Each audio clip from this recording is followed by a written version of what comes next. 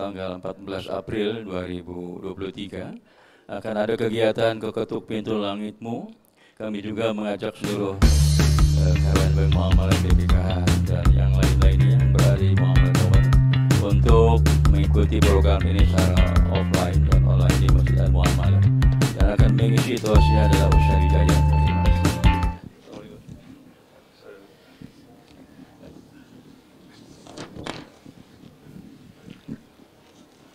Bismillahirrahmanirrahim. Assalamualaikum warahmatullahi wabarakatuh. Alhamdulillahirabbil alamin. Wassalatu wassalamu ala asrafil anbiya'il mursalin Sayyidina wa maulana Muhammadin wa ala alihi wa sahbihi ajmain, amma ba'd. Rabbi shrah li sadri wa yassir li amri wa hlul 'uqdatam min lisani yafqahu qawli, fatahu ya alim wa ufawwidu amri ila Allah, innallaha basirun bil ibad. Allahumma iftah lana bi khair wa ihtim lana bi khairin. Yang sama-sama kami hormati Ketua dan anggota Dewan Pengawas BPKH, Ketua, Kepala dan anggota Badan Pelaksana BPKH, jajaran Board of Management Bank Muamalat, Al-Mukarram Habib Hussein Ja'far, serta seluruh karyawan Bank Muamalat dan BPKH yang rahmat Allah Subhanahu wa taala yang hadir secara offline maupun online. Alhamdulillah, untuk pengisi program kajian duhur Ramadan 1444 Hijriah kali ini adalah Al-Habib Hussein Ja'far dengan tema Lelahmu Menjadi Lilah di Bulan Penuh Barakah. Oleh karena itu, sebelum beliau menyampaikan tausiahnya, beberapa pengumuman yang akan disampaikan insyaallah untuk kajian duhur besok hari Kamis akan disampaikan oleh Kiai Haji Salahuddin Al-Ayyub, Ketua DPS Bank Muamalat. Mohon kiranya seluruh jamaah untuk dapat hadir kembali. Hadirin wal hadirat rahimakumullah, untuk melihat berkaranya acara ini, mari sama-sama kita baca dengan Ummul Quran Al-Fatihah. A'udzubillahi minasyaitonirrajim. Bismillahirrahmanirrahim. Alhamdulillahirabbil alamin arrahmanirrahim maliki yaumiddin. Iyyaka na'budu wa iyyaka nasta'in ihdinas siratal mustaqim. Shiratal ladzina an'amta 'alaihim ghairil maghdubi 'alaihim waladdallin. Amin. Tafadhal mashkur, Habib Hussein Ja'far menyampaikan.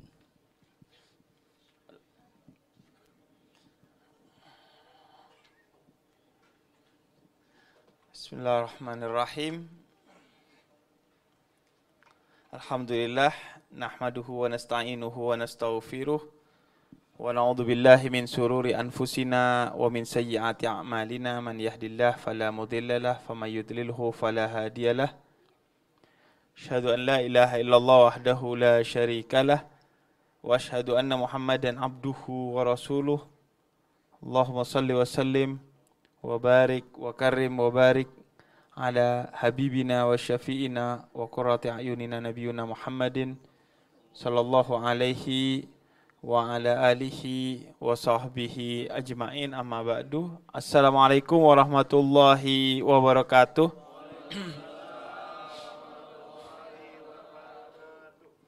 Pertama-tama saya mengucapkan terima kasih atas undangannya dari Bank Muamalat dan salam hormat kepada para direksi.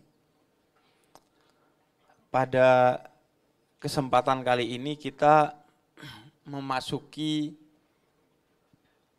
pertengahan dari bulan Ramadan, di mana Nabi Muhammad menyifati bulan Ramadan itu sebagai madrasah atau sekolah bagi kita semua. Karena diharapkan kita bukan menjadi sekedar manusia Ramadhani atau manusia yang baiknya di bulan Ramadan saja, tapi justru menjadi manusia yang Rabbani, yaitu yang setiap waktu dia menjadi baik, yang meramadankan 11 bulan yang lainnya. Karena itu Ramadan sejak jauh-jauh hari kita telah dididik oleh Nabi Muhammad untuk mempersiapkan diri menuju bulan Ramadan. Karena Nabi tahu persis bahwa kita adalah manusia yang manusiawi, yang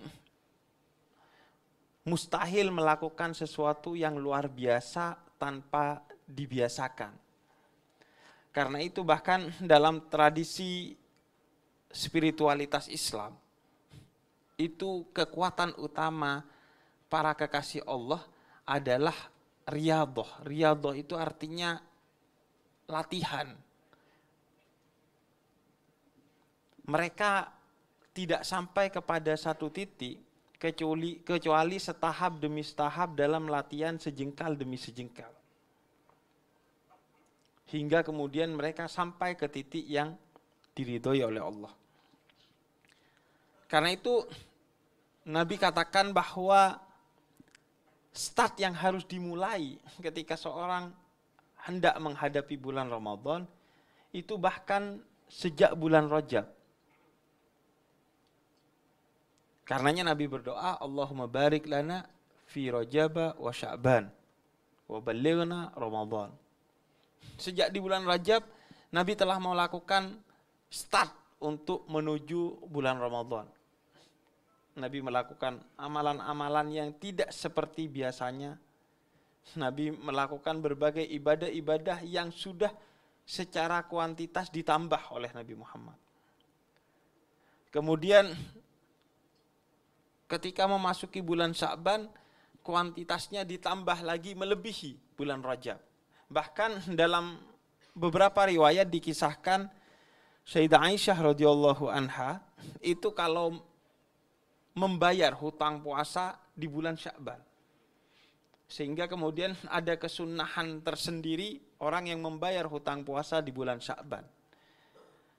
Ketika asbabul wurud, sebab turunnya riwayat ini dari Sayyidah Aisyah ditelusuri, ternyata lantaran di bulan Sya'ban Nabi itu penuh dalam beribadah. Termasuk dalam berpuasa, Nabi itu banyak sekali berpuasa di bulan Sya'ban. Sehingga kata Sayyidah Aisyah, aku tidak pernah menemui Nabi berpuasa sebanyak bulan Sya'ban di luar bulan Ramadan. Karenanya kemudian Sayyidah Aisyah berpuasa membayar hutang puasa Ramadannya di bulan Sya'ban. Agar Sayyidah Aisyah bisa menemani Nabi ketika berpuasa dan di bulan lain bisa menemani Nabi ketika beliau tidak berpuasa. Karena Nabi Muhammad ini berbeda dengan kita. Nabi Muhammad ini dalam beberapa riwayat itu beberapa kali pulang ke rumah. Kemudian bertanya, apa ada makanan yang bisa kita makan hari ini wahai Aisyah? Kemudian kata Sayyidah Aisyah, wah Nabi hari ini saya belum ada makanan yang bisa dimasak dan disuguhkan kepada Nabi. Kemudian kata Nabi, wah pas banget, saya kebetulan juga lagi puasa, kata Nabi.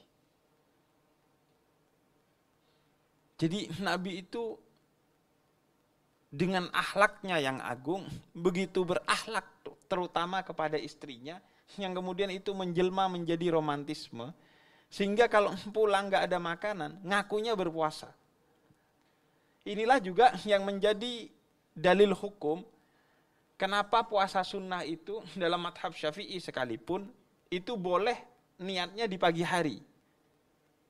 Nah kalau orang bangun pagi, kemudian dia sudah menyiapkan uang makan, tapi ternyata harus belok ke bayar pinjol, itu berpuasa boleh. Tapi kalau puasa Ramadan dalam madhab Syafi'i dia harus malam hari niatnya. Nggak boleh niat di pagi hari atau niat di awal Ramadan. Dia harus selalu memperbaharui niatnya. Karena itu kita setiap tarawih itu diingatkan untuk selalu berniat puasa. Berbeda dengan madhab Hanafi itu boleh walaupun puasa wajib Ramadan diniatkan di pagi hari. Berbeda juga dalam madhab Imam Malik, di mana di awal Ramadan boleh berniat untuk 1 bulan. Tapi dalam madhab Syafi'i tidak boleh. Setiap malam harus diperbarui. Kecuali lupa, Imam Nawawi katakan ada rukhsah, yaitu boleh di pagi hari dengan bertaklid kepada Imam Abu Hanifah. Jadi Nabi itu kalau gak ada makanan bilang puasa. Nah Sayyidah Aisyah sungkan karena akhlaknya Nabi Muhammad. Nah ini Nabi Muhammad dan Sayyidah Aisyah ini saling membalas akhlak. Betapa bedanya dengan kita, dengan istri kita. Saling membalas, menyalahkan. Kamu serius nggak sih jadi istri saya? Ini pagi-pagi kok gak ada makanan. Lah, sampean yang gak ngasih uang belanja. Ya seharusnya mikir sudah. Masa harus dibelanjain? Apa kek, utang kek? Download Kredivo kek? Kan iya. Saling menyalahkan tuh satu sama lain. Tapi kalau Nabi Muhammad dan Sayyidah Aisyah saling menjaga perasaan satu sama lain dengan akhlak yang agung. Maka dikisahkan di bulan Sya'ban kesempatan untuk Sayyidah Aisyah berpuasa lantaran Nabi juga berpuasa. Karena Nabi juga begitu. Ketika berpuasa kemudian ada yang menyuguhkan makanan, Nabi makan, membatalkan puasa sunnahnya. Karena membahagiakan hati orang lain itu diutamakan. Nah, ketika masuk Ramadan, Nabi lebih kenceng lagi dari bulan Sya'ban. Itu pun dibagi 3 oleh Nabi Muhammad. Jadi 10 hari pertama, kedua, dan ketiga, diagramnya itu semakin naik. Nah, berbeda lagi dengan kita. Diagramnya itu zigzag. Iya, hari pertama naik, sampai hari kelima, kemudian turun, sampai hari ke-15, terus naik lagi, karena ketemu nuzulul Quran, nanti akhir 20-an turun lagi, kemudian naik lagi karena ketemu Lailatul Qadar itu. Jadi zigzag gitu, nggak beraturan. Tapi kalau Nabi Muhammad, diagramnya itu naik. Dari 10 hari pertama, 10 hari kedua, dan 10 hari ketiga. Bahkan diriwayatkan oleh Sayyidah Aisyah kalau 10 hari ketiga Nabi Muhammad itu mengencangkan tali perutnya untuk beribadah kepada Allah dan tidak menyentuh Sayyidah Aisyah sama sekali. Nabi Muhammad 10 hari pertama tidak menggauli istrinya. 10 hari terakhir Nabi Muhammad tidak menggauli istrinya. Dan ini adalah sesuatu yang memang diajarkan oleh para ulama. Di mana menggauli istri di malam hari di bulan Ramadan itu kan perkara yang diperbolehkan. Dan itu bahkan salah satu ciri dari Islam yang yusrun, yang mudah. Karena pembeda antara Islam dengan puasanya orang-orang sebelum Islam itu diantaranya adalah pada makan sahurnya. Zaman dulu bahkan di awal-awal Islam, puasa itu sampai bukanya itu dari maghrib sampai isya doang. Jadi kalau kelewat isya udah gak boleh bergaul dengan istri kita. Kemudian diubah oleh Suratul Baqarah ayat 184 dan 185 yang memperbolehkan kemudian menggauli istri dan makan minum sampai waktu sahur. Dan ada keberkahan tersendiri bahkan dalam waktu sahur. Bahkan waktu sahur yang baik adalah yang paling akhir. Bukan jam 1 malam makan mie instan pakai telur dan nasi itu. Itu bukan sahur itu. Jadi Nabi dan para ulama kemudian mengajarkan kepada kita walaupun itu diperbolehkan tapi itu dihindari. Kenapa dihindari? Karena ingin fokus kepada Allah di 10 hari terakhir bulan Ramadan. Karena di dalamnya ada malam Lailatul Qadar di mana Al-Qadar itu salah satu maknanya adalah dituliskannya takdir. Sehingga siapa yang mendapati malam Lailatul Qadar dalam keadaan baik, insya Allah dia akan menjadi orang baik sampai setahun ke depan. Dan kalaupun mati, mati dalam keadaan husnul khotimah. Tapi siapa yang tidak mendapatkan malam Lailatul Qadar, maka dia akan selalu ke-trigger kepada hal-hal yang sifatnya negatif. Hatinya akan condong kepada sesuatu yang negatif. Diajak maksiat dikit, oke. Diajak belok dikit, oke, dan lain sebagainya. Nah, karena itu Nabi fokus kepada Allah di bulan Ramadan, khususnya di 10 hari terakhirnya. Bahkan kenapa Nabi tidak menggauli istrinya di 10 hari terakhir bulan Ramadan? Lantaran ketika kita menggauli istri kita, itu Allah cemburu. Karena Allah itu maha pencemburu. Dalam tradisi spiritualitas Islam atau tasawuf, Allah itu cemburu ketika kita menggauli istri kita. Karenanya, gaulilah istri kita itu bil ma'ruf, dengan cara-cara yang terbaik dan dengan cara-cara yang sempurna di jalan Allah. Belajarlah mencintai Allah dari mencintai pasangan kita. Karena itu, kalau Anda meniduri istri Anda atau suami Anda, maka di antara yang harus dilakukan setelahnya, mencuci diri Anda, kemaluannya, lalu berwudu, kalaupun tidak bisa mandi besar di waktu itu. Sebaiknya dihindari makan dan minum, apalagi makan dan minum untuk sahur, ketika dalam keadaan belum dibasuh dan belum berwudu. Syukur-syukur bisa mandi wajib terlebih dahulu. Karena Allah itu cemburu kepada kita ketika kita tidur bersama istri kita. Karenanya disunnahkan segera mandi wajib, minimalnya dibersihkan sisanya dan kemudian berwudu. Ada banyak riwayat tentang dianjurkannya untuk tidak makan dan minum dalam keadaan kita janabah yang belum bersih dan belum berwudu. Nah, Nabi menghindari itu. Saking pencemburunya Allah hingga orang yang mengkhianati Allah, yaitu musyrik, dia akan abadi di neraka. Dan saking pencemburunya Allah, sehingga kata para ulama seperti Imam Hasanul Basri, dosa kecil itu tidak kecil sejatinya di mata Allah, kalau kamu sadar bahwa dosa itu adalah bentuk pengkhianatan kepada Allah. Tidak ada dosa kecil yang tidak disesali, dan tidak ada dosa besar kalau dia sudah diistighfari. Karena intinya adalah Allah. Sekecil apapun dosa kita, kalau kita tidak menyesal, maka Allah cemburu. Tapi sebesar apapun dosa kita, tapi kalau kita merintih, menangis, meminta ampun kepada Allah, Allah suka. Itu bedanya Allah dengan kita. Allah itu walaupun dikhianati dengan dosa, kemudian kita datang, Allah senang. Walaupun ketika sehat lupa Allah, pas susah baru lupa Allah, pas sakit baru lupa Allah, Allah senang. Kalau kita kan teman tiba-tiba datang, setahun gak pernah WhatsApp, tiba-tiba hampir lebaran, halo bro, apa kabar bro? Waduh, ini mau pinjam duit nih pasti nih. Iya kan?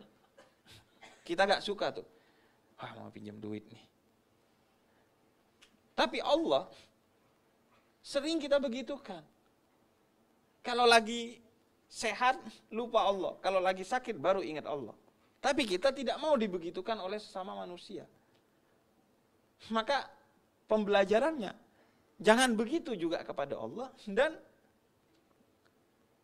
terimalah manusia-manusia yang hilang ketika dia senang, dan kembali ke kita ketika kita susah, karena dia melihat kita sebagai wakilnya Allah di muka bumi ini.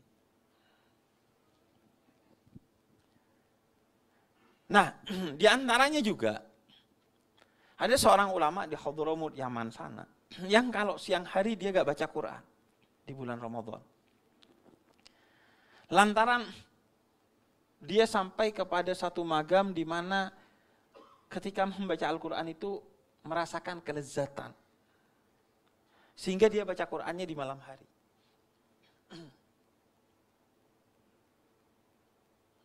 Karena memang dalam beberapa riwayat dikisahkan suratul Maryam dan surat Yusuf itu adalah buah-buahannya ahli sorga.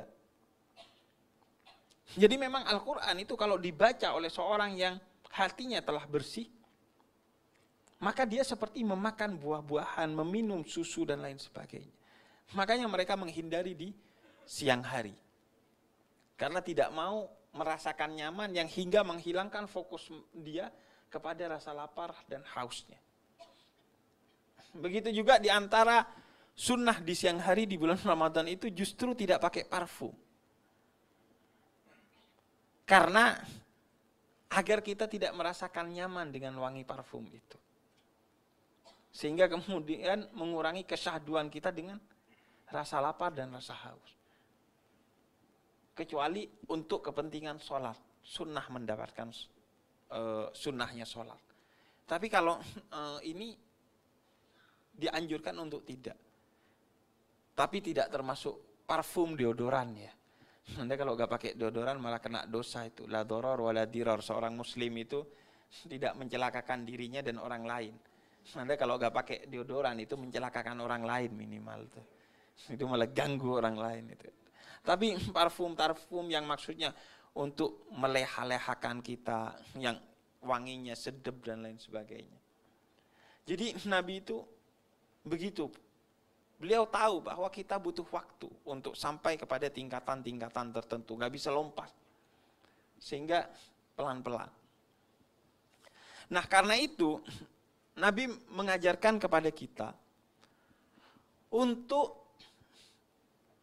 bahkan dalam beribadah pun itu tidak lelah. Karena Allah yang menegaskan di dalam Al-Quran, ittaqullah famastamta'tum. Bertakwalah kepada Allah semampu kalian. Bukan semau kita, tapi semampu kita. Karenanya kita dididik untuk beribadah itu sebenarnya Allah tidak ingin membuat kita lelah, sulit, apalagi sakit karena ibadah. Kata Allah, beribadahlah semampu kalian. Walaupun tidak sesuai dengan kemauan kalian. Mungkin kalian pengen ibadah yang begini begitu, tapi beribadahlah semampu kalian. Nah, ketika kita menjalani segalanya sebagai ibadah, sebagai lillah, maka lelah itu tidak akan ada sebenarnya. Tidak ada kata lelah bagi sesuatu yang lillah. Kenapa? Karena yang pertama, lelahnya kita ketika dijalani untuk ibadah itu tidak akan membuat kita lelah dalam pikiran dan batin kita. Mentok yang lelah hanya fisik kita. Karena seorang yang beribadah dan menjalani segala sesuatu sebagai ibadah, termasuk bekerja sebagai ibadah, maka mungkin secara fisik dia lelah. Dan kelelahan itu sama dengan orang yang menjalani pekerjaan tidak sebagai ibadah. Tidak ada bedanya. Tapi yang membedakan adalah lelah itu tidak sampai nular ke pikiran kita dan masuk ke hati kita.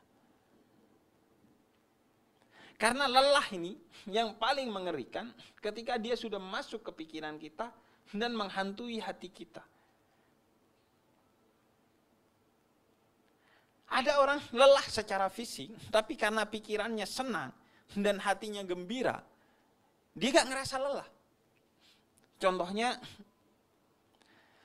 saya pernah diminta untuk berceramah di Malang sana, tahun lalu, saat acara halal bihalal. Itu dihadiri ribuan orang. Dan saya baru selesai turun dari gunung karena camping 2 hari. Jadi tubuh itu, jangankan berdiri, gerak aja sakit. Tapi saya tetap datang ke acara itu, diniati sebagai ibadah untuk berbagi ilmu kepada orang lain. Itu begitu naik panggung, saya 2 jam itu di panggung yang besar. Saya muter ke sana kemari, 2 jam memberikan ceramah. Begitu turun, baru saya merasakan bahwa saya ini sakit. Lelah lagi itu. Tapi begitu di panggung, saya tidak merasakan itu rasa lelah. Sakit itu seolah-olah hilang. Karena apa? Karena pikiran dan hati saya tidak merasakan lelah itu. Saya merasakan senang ketika menjalani itu. Sehingga tubuh itu dikontrol oleh pikiran dan hati kita. Maka dia akan tunduk kepada pikiran dan hati kita. Enggak capek tuh. Karena manusia yang sukses dalam Islam adalah manusia yang tubuhnya dikendalikan oleh pikiran dan hatinya. Makanya puasa ini kan ngajarin kita untuk mengendalikan tubuh kita. Dari perut, mata, lisan sampai kemaluan. 4. Anda jaga 4 ini selesai hidup. Jaga mata sebagaimana perintah surat An-Nur ayat 30 dan 31. Jaga kemaluan sebagaimana perintah surat An-Nur juga 30-31. Jaga lisan sebagaimana perintah Nabi. Dan yang terakhir, jaga perut. Orang yang nggak bisa menjaga perutnya, maka kedudukannya di sisi Allah seperti apa yang keluar dari perutnya, kata Sayyidina Ali.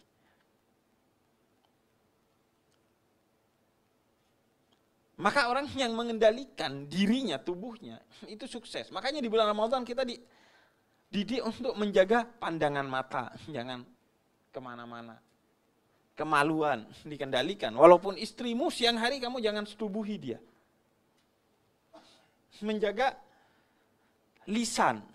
Orang yang lisannya tidak terjaga saat puasa, maka kamin shaimin laisa min siyamihi illal ju' wal athas. Mereka itu orang lapar, bukan orang berpuasa, kata Nabi.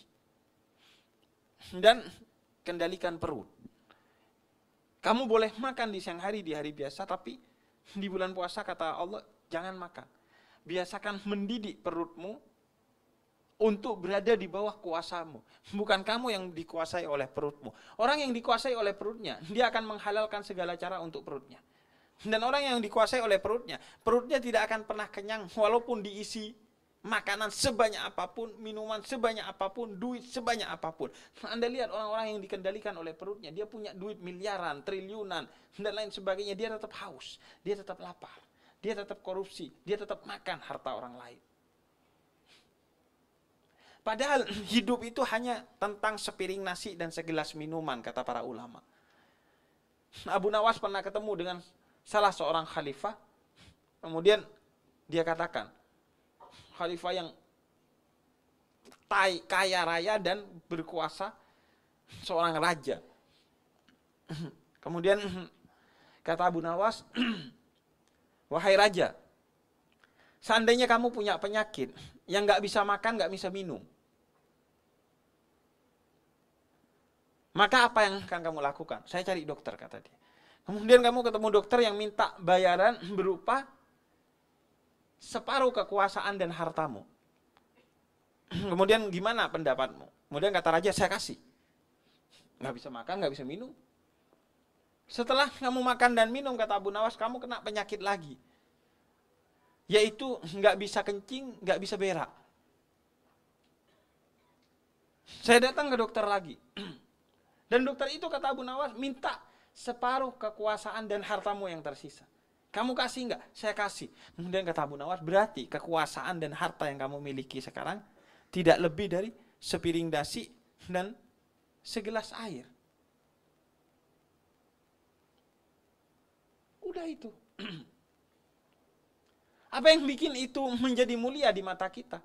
Karena mata ini telah dihijab oleh hal-hal yang sifatnya duniawi. Makanya suatu hari salah seorang sahabat Nabi datang bertemu dengan Nabi Muhammad. Namanya Haris. Kaifa asbahta ya Haris, kata Nabi. Apa kabar Haris? Asbahtu mu'minan billah. Aku dalam keadaan beriman kepada Allah, kata Sina Haris. Kemudian kata Nabi, apa buktinya kamu beriman kepada Allah? Kata Sina Haris, saya sekarang Nabi melihat batu dan emas gak ada bedanya di mata saya. Apa yang membedakan batu dan emas di mata kita? Pandangan-pandangan yang kapitalis, materialistis.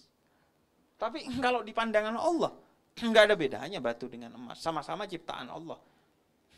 Yusabbihu lillahi ma fis samawati wa ma fil ardh. Semua ciptaan Allah ini mulia karena bertasbih kepada Allah. Jangankan pandangan Allah, pandangan manusia dalam kondisi tertentu aja. Emas dan air itu lebih berharga mana? Tergantung. Kalau emas melimpah, air sulit, ya lebih mahal air. Tapi kalau sekarang lebih mahal emas. Maka orang yang dikuasai oleh fisiknya, dia akan buta. Maka kata Allah, kendalikan perutmu. Minimal ya, orang yang dikendalikan oleh perutnya, ciri-cirinya, kalau lapar dia rese, kalau kenyang dia bego. Iya enggak? Jam 11 diminta ngelarin kerjaan. Wah, Pak, belum makan nih. Ayo dong, nanti emosi saya loh, jangan dipaksa. Ya udah nanti habis makan. Habis makan jam 1, ini kerjain. Wah, lagi bego saya, Pak. Ntar aja deh. Itu ciri-ciri orang yang dikuasai oleh perutnya. Lapar galak, kenyang bego. Nah, puasa mengajarkan agar gak lapar galak, kenyang bego.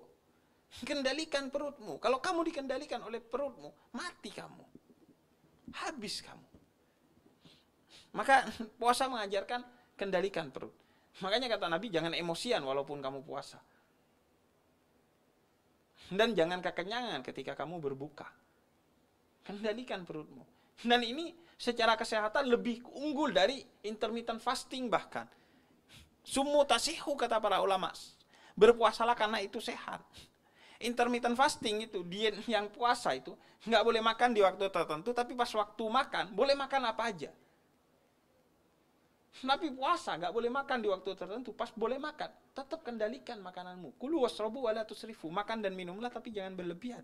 Ini lebih unggul dari kemajuan-kemajuan tentang ilmu-ilmu perdietan itu bahkan.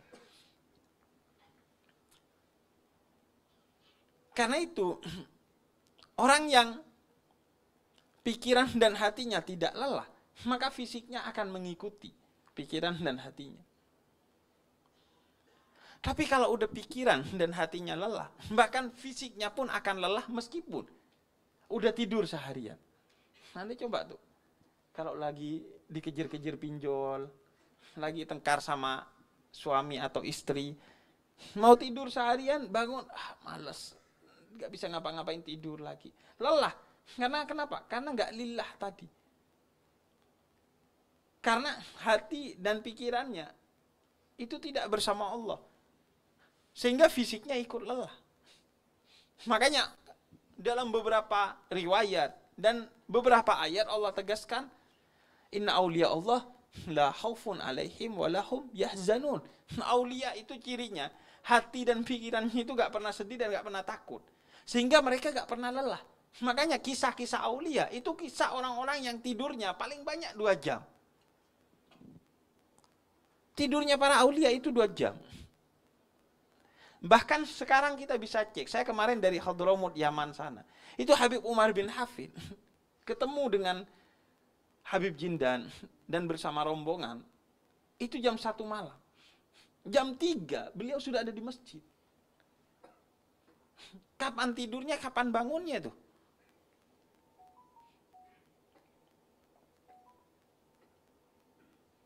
Mereka tidurnya rata-rata 2 jam. Tapi kenapa sehat? Pergi ke Abu Dhabi, ke Dubai, ke Mesir, ke Indonesia. Kalau di Indonesia coba cek itu jadwalnya Habib Umar, nggak ada tidurnya itu. Bahkan misalnya Habib Lutfi bin Yahya itu, kamarnya pun sekarang menjadi ruang tamu itu. Jadi nggak ada privasi lagi itu. Seandainya ke kamar mandi boleh ditemuin tuh di kamar mandi itu sama tamunya. Rumahnya itu ribuan orang tiap hari ada. Tapi nggak pernah kelelahan. Karena hati dan pikirannya itu tidak lelah. Nah, kita sebaliknya. Fisiknya belum lelah, tapi udah mikir, capek banget.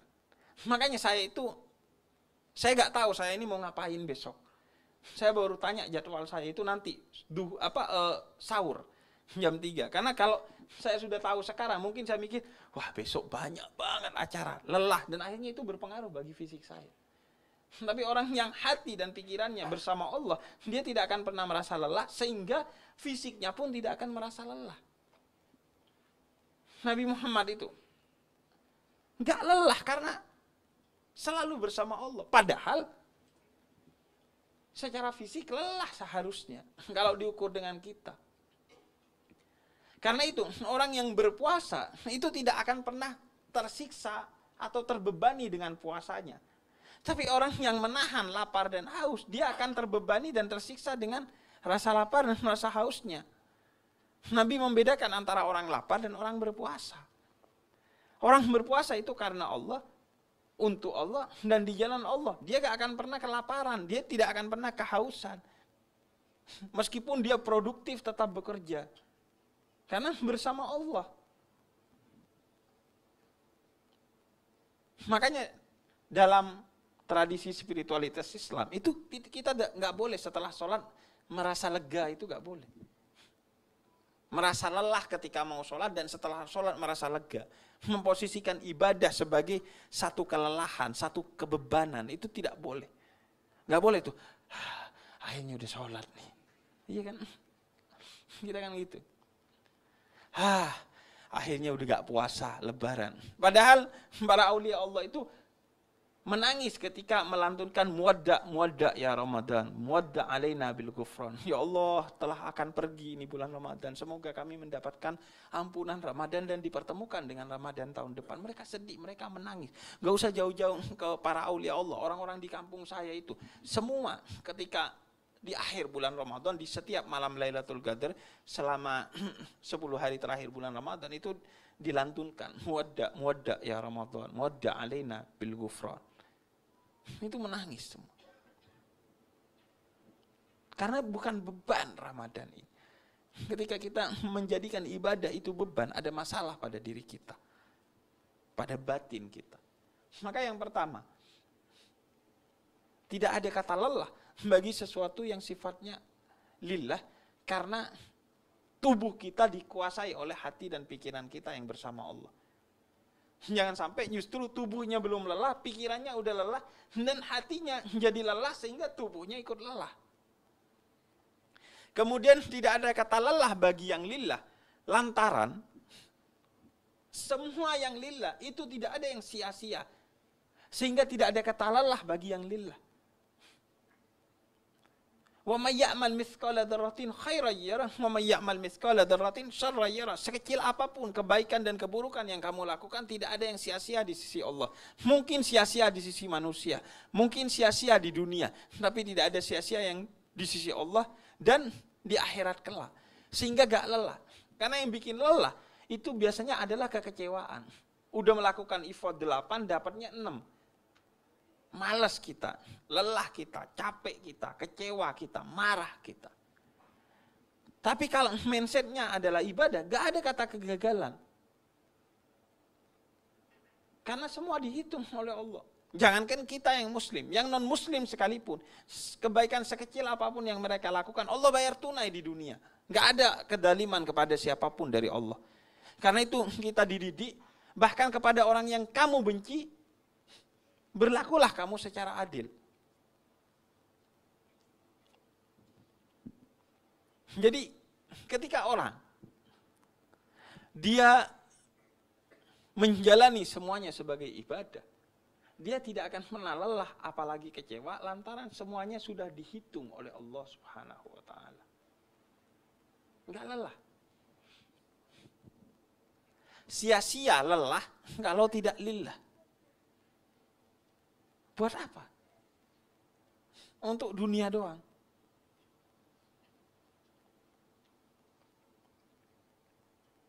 Untuk dunia. Gak ada artinya. Betapa ruginya orang yang bekerja hanya untuk dunianya. Sedangkan dunia itu hanya satu kedipan mata. Dan akhiratlah yang abadi. Kata Habib Abdullah bin Alwi Al-Haddad, itu betapa panjangnya perjalanan kita menuju Allah, tapi begitu sedikitnya bekal kita untuk menuju ke sana. Bekal kita berapa? 80 tahun, 90 tahun umur kita. Bahkan umur generasi milenial dan Gen Z itu nanti diperkirakan rata-rata cuma 60 tahun. Karena kebanyakan micin sama overthinking. Makin ke belakang nih umur makin gak panjang. Karena ya tadi, pola hidup buruk, pola makan buruk, pola minum buruk, dan lain sebagainya. Pola pikir juga dan pola rasa buruk. Nah, 60 tahun ini mau ngejar apa? Sedangkan surga itu begitu jauh. Allah itu perjalanan menujunya begitu jauh. Allahnya dekat, tapi perjalanan menuju Allah itu jauh. Bahkan dalam tradisi tasawuf itu ada 1000 tingkatan menuju Allah, kata para sufi seperti Syekhul Akbar Ibn Arabi. Dan tingkatan pertamanya Itu sesuatu hadir sebagaimana sesuatu itu sendiri. Jadi kalau uang haram dipegang itu panas beneran. Seperti mata tadi, melihat sesuai dengan matanya Allah. Itu tingkatan pertama dari 1000 tingkatan ke depan. Bayangin, kalau kita hanya modal ibadahnya, sholat, puasa, zakat, haji, gak nyampe tuh. Karena itu menjadikan semua aktivitas kita itu sebagai ibadah, termasuk bekerja. Dan bermedia sosial. Karena rata-rata orang Indonesia itu 9 jam bermedia sosial, 8 jam bekerja. Ini sayang nih, 17 jam kalau nggak dipakai untuk ibadah. Gimana agar bisa bernilai ibadah? Ya niatkan ibadah aja. Jalani dengan jalan yang dihalalkan oleh Allah. Jadi ibadah. Yang ngegaji bukan cuma bos, tapi Allah. Sehingga nggak ada kata lelah dalam bekerja. Karena walaupun bos gak ngelihat, CCTV gak ngelihat, bahkan kita tidak dihargai dengan pekerjaannya, tapi kita tetap berharga, karena yang menghargai kita adalah Allah. Hidup itu bukan seberapa besar kita dihargai, tapi seberapa besar harga kita di mata Allah. Menjadi orang berharga bukan dihargai, karena justru lebih banyak orang yang berharga itu tidak dihargai. Lihat kisah para nabi dan rasul. Itu dilempar batu, diperangi, diperolok, dituduh tukang sihir, dituduh ini dan itu, bahkan dilempar kotoran di Taif. Nabi dan rasul itu kisahnya kisah tidak dihargai. Kenapa kita yang bukan nabi, bukan rasul merasa penting dihargai oleh manusia? Tersinggung kalau ada orang makan dan minum di depan kita, kalau ada warung buka. Enggak. Saya mengharapkan penghargaan dari Allah, bukan dari kamu. Kamu mau buka warung kamu, mau makan di depan saya, mau minum di depan saya, itu urusan kamu dengan akhlakmu sendiri, bukan dengan saya. Puasa ini urusan saya sama Allah, rahasia. Bahkan seorang yang berpuasa, bukan hanya puasanya dia adalah rahasia dia dengan Allah, tapi tidak puasanya orang lain juga kita lihat sebagai rahasia dia dengan Allah. Karenanya husnudzon kepada orang yang tidak berpuasa. Kalau perempuan, jangan-jangan dia nifas. Kalau laki-laki, jangan-jangan dia haid. Jangan-jangan ya dia apa kek, sakit kek, perjalanan kek, atau apa murtad kek, kan kita gak tahu, udah anggaplah. Yang penting apa? Akhlak kamu jangan dinodai hanya karena urusan orang yang tidak puasa. Fokuslah kepada puasamu, jangan fokus kepada tidak puasanya orang lain. Ngapain ngurusin orang lain hingga menodai puasa kita, marah, kemudian suudzon kepada orang lain. Kok gak puasa? Katanya begini, katanya begitu dan lain sebagainya. Gak ada urusan kita sama mereka. Urusan kita sama puasa kita. Ku anfusakum wa ahlikum naro, kata Allah. Pertama dan utama jaga dirimu dan keluargamu dari api neraka. Orang lain itu urusan kedua dan ketiga. Itu pun kamu gak akan bisa ngurus orang lain kalau dirimu belum benar. Teorinya teori gelas kosong. Gelas kalau kosong gak bisa ngisi gelas yang lain. Tapi kalau udah penuh baru bisa ngisi gelas yang lain. Makanya Nabi itu pertama dan utama ya jadi teladan. Gelasnya diisi dulu. Kalau gelasnya gak berisi gimana? Makanya bahkan Ibnu Taimiyah sekalipun mengatakan jihad keluar itu harus dilakukan setelah kita selesai dengan jihad ke dalam. Kalau belum selesai dengan jihadun nafas, kemudian kamu ceramah, apalagi memerangi orang lain, maka ceramahmu dan peperanganmu kepada orang lain bisa jadi bersumber dari nafsumu, bukan bersumber dari Allah. Makanya Sayyidina Ali bin Abi Thalib ketika mau menebas Amr bin Abdiwud, dan Amr bin Abdiwud itu meludahi Sayyidina Ali bin Abi Thalib, justru beliau gak jadi nebas. Baru setelah beberapa saat beliau eksekusi Amr bin Abdiwud. Kemudian sahabatnya nanya, kenapa? Kemudian kata Sayyidina Ali, tebasan pertama kalau aku lanjutkan itu tebasan nafsuku. Sedangkan tebasan kedua itu baru tebasan Allah. Yang pertama yang menebas adalah Ali. Kalau itu dilanjutkan. Ali yang marah karena diludahi. Bukan karena Allah yang mau menyelamatkan orang ini dari kemaksiatan yang lebih panjang sehingga dia dieksekusi. Gak ada. Orang belum selesai dengan dirinya, dia mau menyelesaikan urusan orang lain, gak ada. Ada orang umur 20 tahun dia pengen mengubah dunia, sampai 30 tahun dunia gak berubah. Setelah itu dia kecilin, mau mengubah Indonesia aja. Sampai umur 40 tahun gak berubah tuh Indonesia. Kemudian kata dia, saya mau mengubah kota saya aja. Sampai 50 tahun kotanya gak berubah. Ya udah, terakhir kata dia, saya mau mengubah diri saya sendiri. 2 tahun dirinya berubah dan menjadi inspirasi bagi dunia. Kata dia, andai ketika saya umur 20 tahun, saya fokus menyelesaikan diri saya, mengubah diri saya. Mungkin hari ini saya sudah mengubah dunia. Jadi utamanya urusan kita dengan Allah ini. Rahasia, puasa itu ibadah yang rahasia. Setiap ibadah itu kan punya ciri-ciri utamanya. Haji itu ibadah fisik. Puasa itu ibadah rahasia. Bukan hanya orang yang berpuasa yang harus rahasia. Tapi orang yang tidak berpuasa itu harus dianggap itu rahasia dia. Bisa jadi dia tidak berpuasa dengan sah. Karena memang peraturannya begitu dalam Islam. Mungkin dia lagi di perjalanan dan lain sebagainya. Karena itu lelah itu tidak akan ada dalam kamus orang yang lillah. Dan yang ketiga, terakhir, lelah itu tidak ada bagi orang yang lillah. Karena la yukallifullahu nafsan illa wus'aha. Allah bahkan tidak akan memberikan ujian kecuali dalam tapal batas kemampuan kamu. Allah tidak akan memberikan ibadah kecuali semampu kamu. Nggak bisa sholat berdiri, sholat duduk, nggak bisa sholat duduk, sholat berbaring, nggak bisa sholat berbaring, sholat pakai mata, nggak bisa sholat pakai mata, sholat pakai hati, nggak bisa sholat pakai hati, kita sholati bareng-bareng karena sudah mati. Udah, rumusnya jelas dalam Islam. Nggak akan Allah itu membuat kamu sampai kelelahan dengan ibadahmu, semampu kamu. Maka orang yang bersama Allah, dia tidak akan pernah lelah dengan apa yang dia jalani.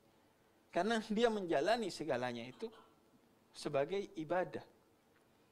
Karena itu di bulan Ramadan kita diajarkan untuk tidak lelah itu. Coba sambungkan diri ini kepada Allah. Kamu tidak akan pernah lelah. Dan ini bukan basa-basi. Ini bahkan bukan sekedar teori. Tapi praktek. Para aulia Allah yang bahkan hidup sampai sekarang. Anda lihat di sekitar Anda orang-orang yang dekat dengan Allah. Dia gak pernah lelah itu. Meskipun tidurnya jauh lebih sedikit dari kita.